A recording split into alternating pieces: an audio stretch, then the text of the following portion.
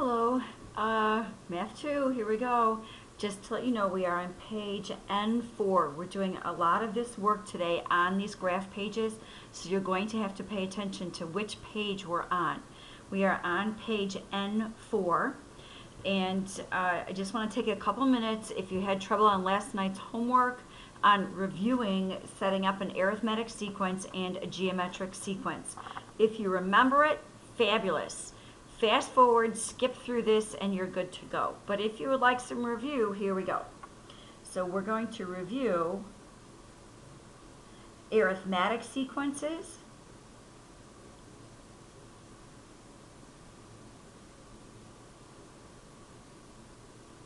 and geometric sequences.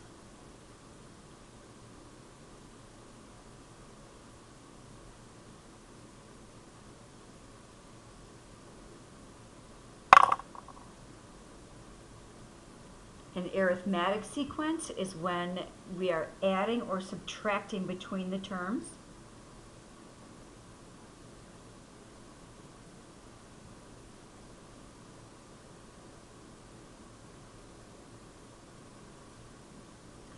When we have an arithmetic sequence, we will always get a linear equation.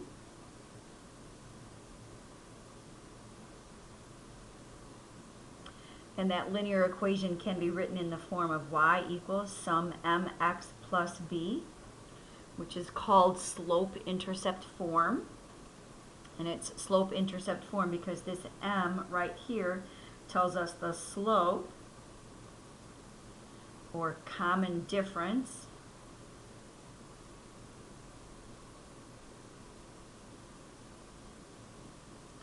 this b tells us the y-intercept,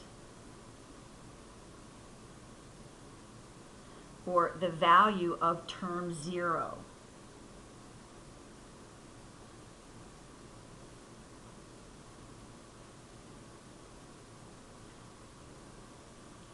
If we look at an example for that arithmetic sequence,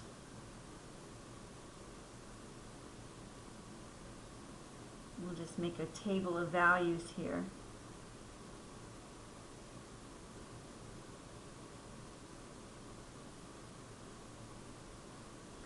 We have our term number and the value.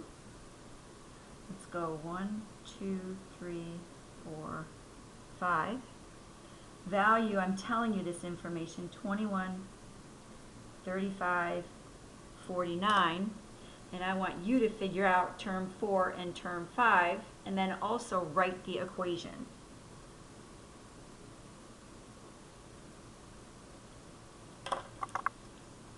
Well, when we look at our pattern here, we see 21 to 35, we are adding 14. 35 to 49, add 14. 49 plus 14 is 63. And 63 plus 14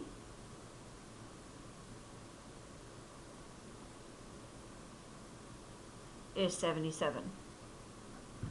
Writing the equation then for this, y equals mx plus b. So m is the slope, or the common difference, and our common difference here was 14 times x plus, now we need the 0 term. We don't have a 0 term, we've got a first term, but what we can do is we can kind of think about going backwards. When we were adding 14 going forward, then we'll have to subtract 14 going backwards, and 21 minus 14 is 7.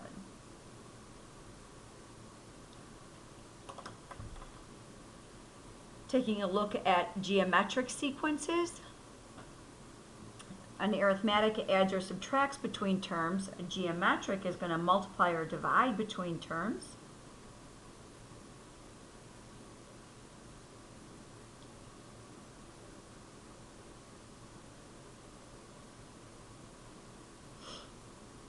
We will always get an exponential equation.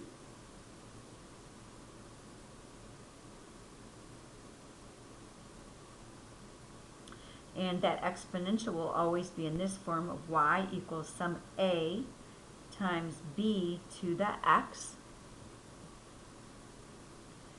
B here is the common ratio. That's what you're multiplying by every time. A is the y-intercept, or the value of the zero term.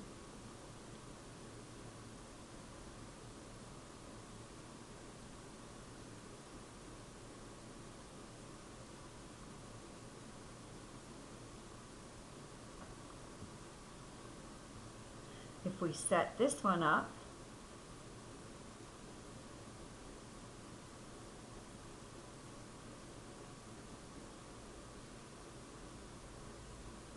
term and value again.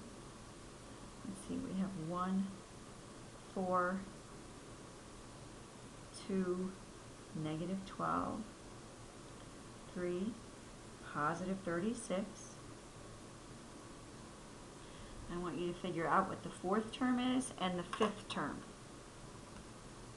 So we need to look at what are we multiplying by here every time. And we multiplied by a negative 3 times a negative 3. So again, times a negative 3. And 36 times a negative 3 is negative 108. Again, multiply by a negative 3. And negative 108 times a negative 3 is positive 324. To write this equation, y equals, we'll figure out that a value in a minute. Common ratio we know is negative 3 to the x. We need to figure out this one. That's the zero term here. So we need to go back. We need to find that one. If we're multiplying by negative 3 each time going forward, then to go backwards to get the zero term, we could divide by a negative 3. And don't make this hard. Just do 4 divided by negative 3. 4 over negative 3. That's it. Right there. There's the equation. If you had some trouble on last night's homework, I hope that helps. The next page we're going to look at is page N5. I know you can't see the bottom of the page here. Let me move it up. This is on page N5. I need you to grab a ruler. If you need to pause this video so that you can get a ruler, that would be fabulous. If not, great, you have one out already. So, we're going to make a pretty big graph here, and then I'm going to ask you some questions about this graph.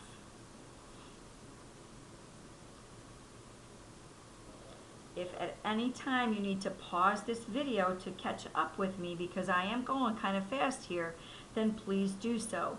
Pause it, rewind it, listen again, see if that helps.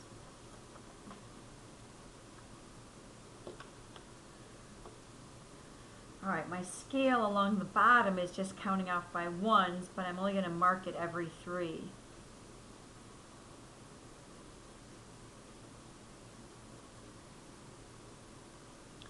Vertically, we're going to count off by 2s, and I'm going to mark it every 10.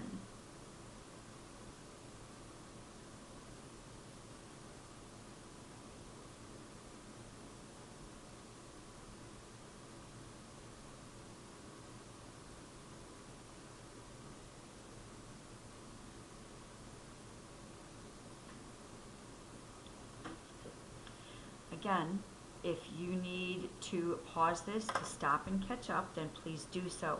I'm not going to read these coordinates to you. You may have to pause the video to find them, to see them. And there's a reason behind why I don't want to read the coordinates to you. So you're just going to have to follow what I do.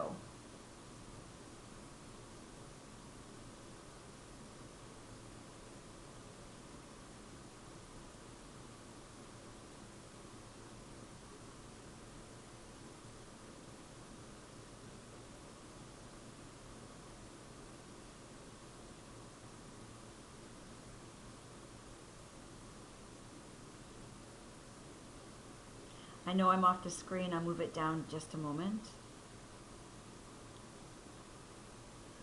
So So there's that last point up there.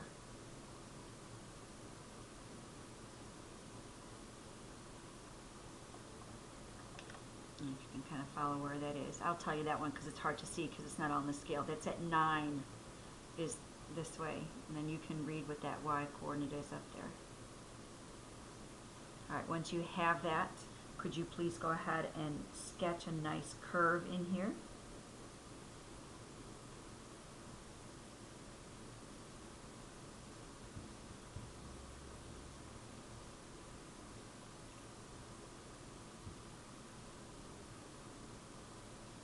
All right, so I'm going to have to move this around. I didn't realize you couldn't see the whole graph on the screen all at one time, so I will have to move this around. Here's some questions, though, that I want to ask you about this. I want to know, one, what is f of 0? F of 0 is asking you what's the y coordinate when x is 0. Again, that's asking you what is the y coordinate when x is 0. So we can look down here. When x is 0, that y coordinate is 2.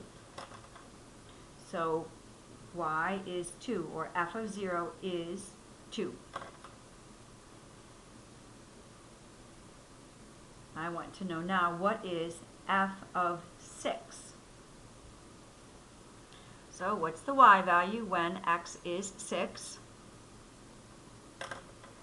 That's 18. Now, the next one, I want you to find where f of x is equal to 54. So this time we're kind of turning it around a bit. This time I'm telling you the f of x value is 54. So the y value is 54, and I'm asking you to find where something is that's an x coordinate. So when the y coordinate is 54, I'm going to follow this down. I'm going to move this. What's the x coordinate? It's 9 right there. So find where f of x is equal to 54. That happens when x is 9.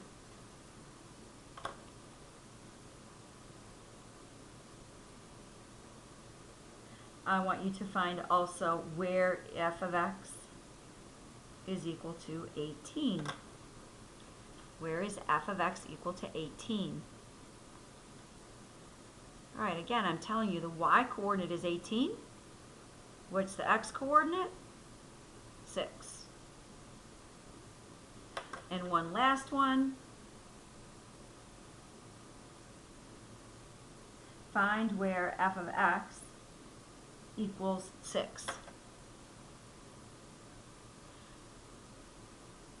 Again, this is asking where's the y coordinate equal to 6. The y coordinate is equal to 6 when x is 3. Oops. When x is 3. All right, now I would like you to find an explicit equation.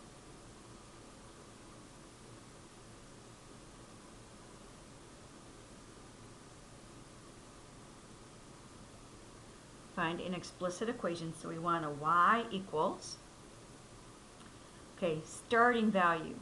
Do we know what's going on? What's the y-intercept here?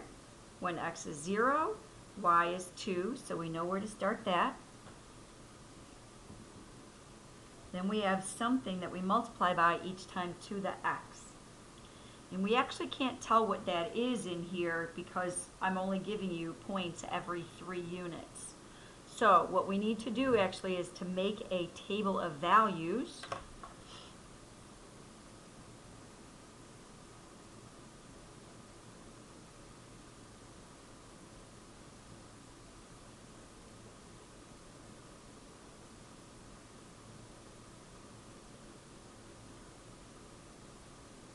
And I am going all the way up there, 0 through 9, counting by ones, even though you didn't have all those points.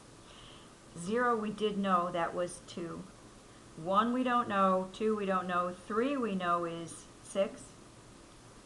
4 and 5 we don't know, 6 was 18. I'm just reading off my graph.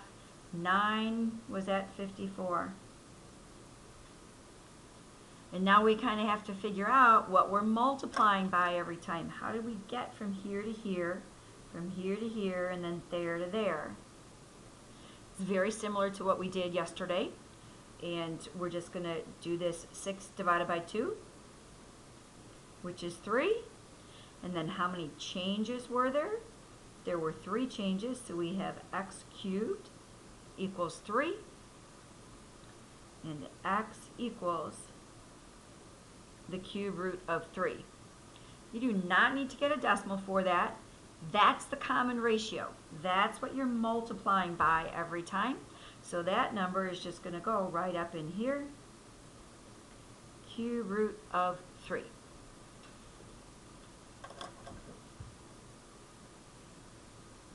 Okay, one more page. We are going to go on to page N6. N6.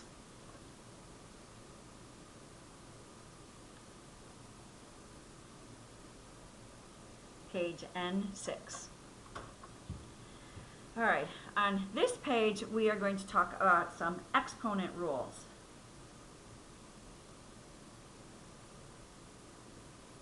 Some of this you may have seen before, some of it might be brand new. We're just going to have to kind of go with it. Again, if I'm going too fast, please pause the video, rewind. Well, you don't rewind it, you know what I'm saying. You just drag that little dot back and listen again. So we're going to start right here with some examples. The first one, you know that x squared means x times x. Okay, nothing new there. 3 to the 4th means 3 times 3 times 3 times 3. If we want to numerically figure that out without a calculator, what we can do is multiply these two together first. 3 times 3 is 9. This pair of 3's, that's 9. 9 times 9 is 81. So big thing here is that 3 to the 4th is 3 times 3 times 3 times 3, and it does multiply out to be 81. This, if I write just an x, what's the exponent here, even though we didn't write it? Yes, it's x to the 1st. X to the 0. X to the 0. That is 1. X to the 0 is 1. As a matter of fact, anything to the 0 power is 1.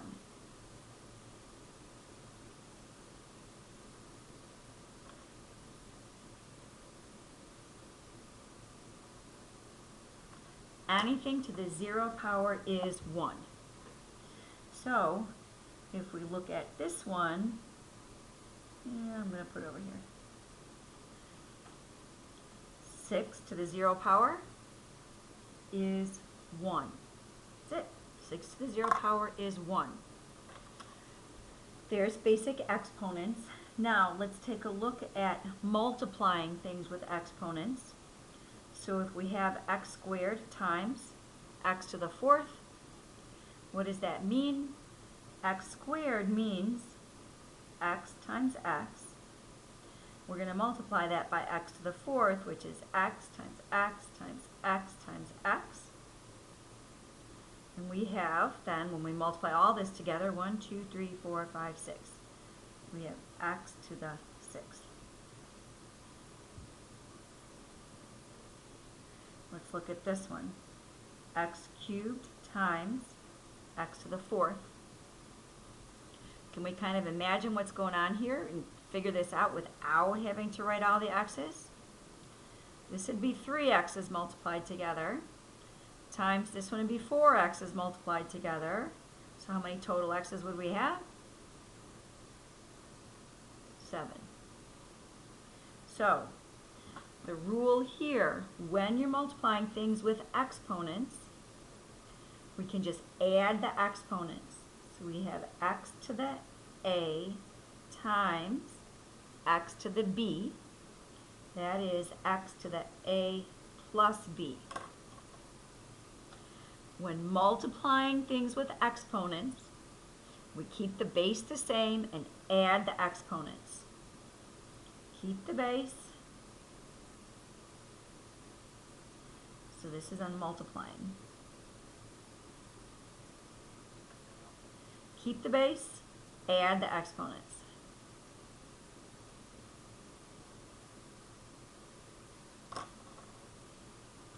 Let's do a few more of those using that nifty pattern over there. So let's do x to the 5th times x to the 7th. Same base, so we're just going to add the exponents. That is x to the 12th. How about this one? 2x to the 6th times negative 3x to the 4th. When we have these coefficients in front and we're multiplying, you handle those numbers plain by themselves. So 2 times a negative 3 is a negative 6. And then we handle the x's, x to the 6th times x to the 4th. We can add those exponents and we get x to the 10th. Now I've done a bunch of x's in here. It works for plain old numbers as well. If we had 5 squared times 5 to the 1st, that is just 5 times 5 times another 5, or add those exponents, 5 to the 3rd. And 5 to the 3rd is 125. What if we have this one? Let's do 5x cubed times 10x to the 0. Again, just multiply the numbers in front. So 5 times 10, 50, x to the, add the exponents, 3 plus 0, 3.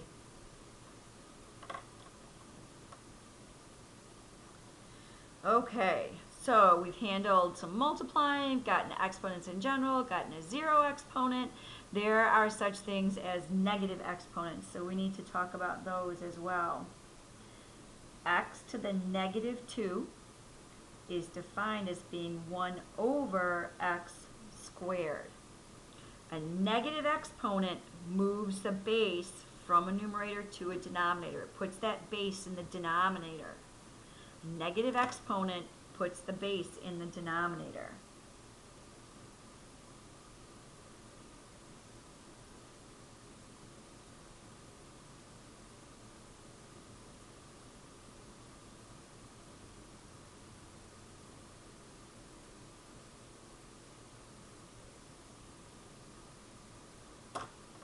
And notice when we put that in the denominator, it turned from a negative 2 to a positive 2. So let's look at this one. What if we have 2 to the negative 5th?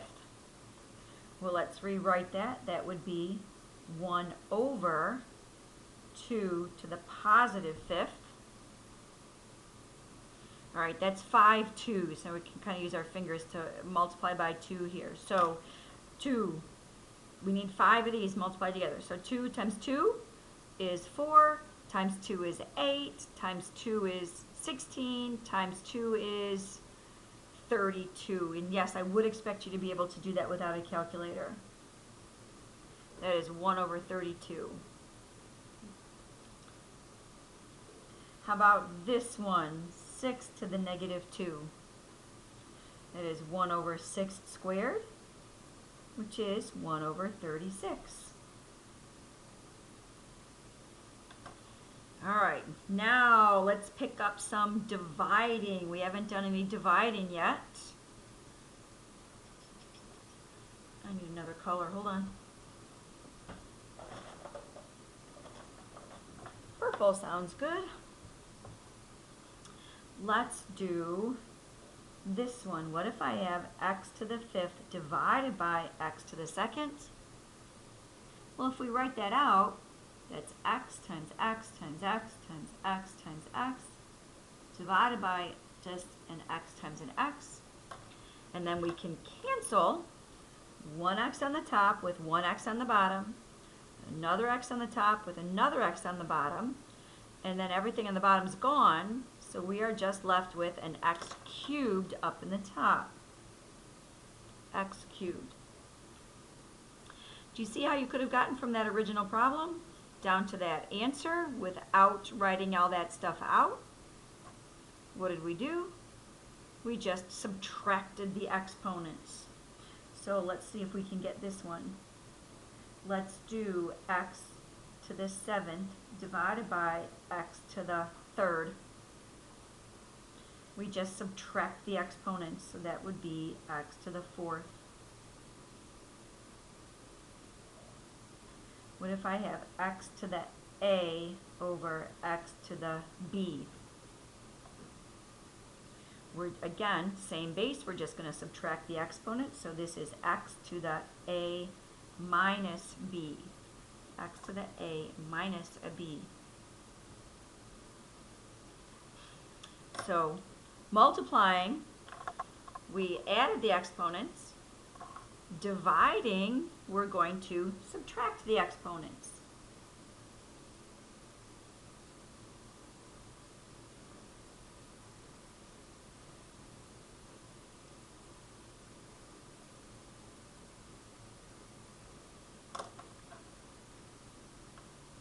Okay, how about this one?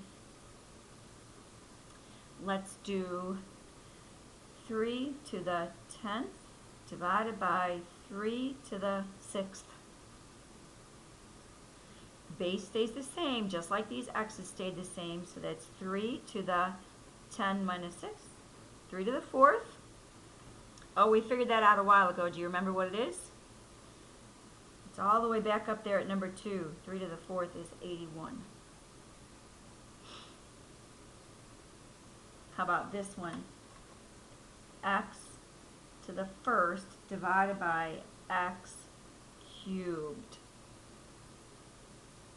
Okay, we still subtract the exponents.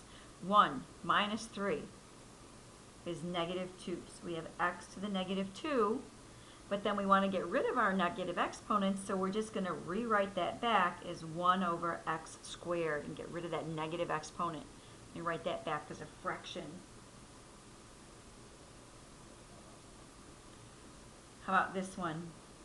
4 to the 8th divided by 4 to the 11th. Subtract those exponents. That's 4 to the negative 3rd, which is 1 over 4 to the 3rd, and 4 to the 3rd is 64, so this is 1 over 64.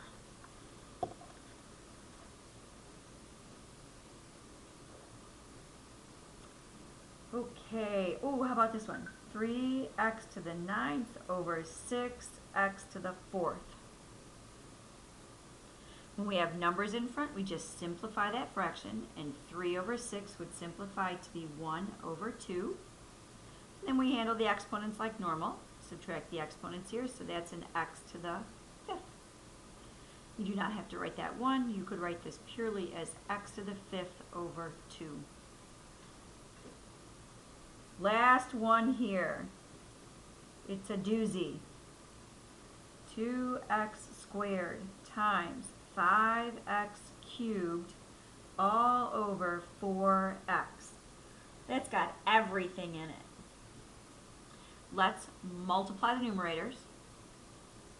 That's going to give us 10x to the, add the exponents, so x to the 5th, divided by a 4x. Simplify this fraction. 10 over 4 is 5 over 2. And then handle the x's. Subtract the exponents. Oh, that exponent here is a 1. 5 minus 1, x to the 4th. Again, if you missed something, please pause, please rewind and look at this stuff again if I went too fast for you. And very last thing I want you to look at is page 4. I gotta find page 4, page 4, page 4. Where's my page 4? One more. Uh-oh.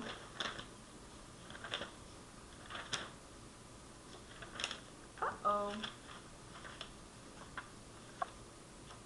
Okay, can't find it right now, so we're going to take this one. Your homework for today is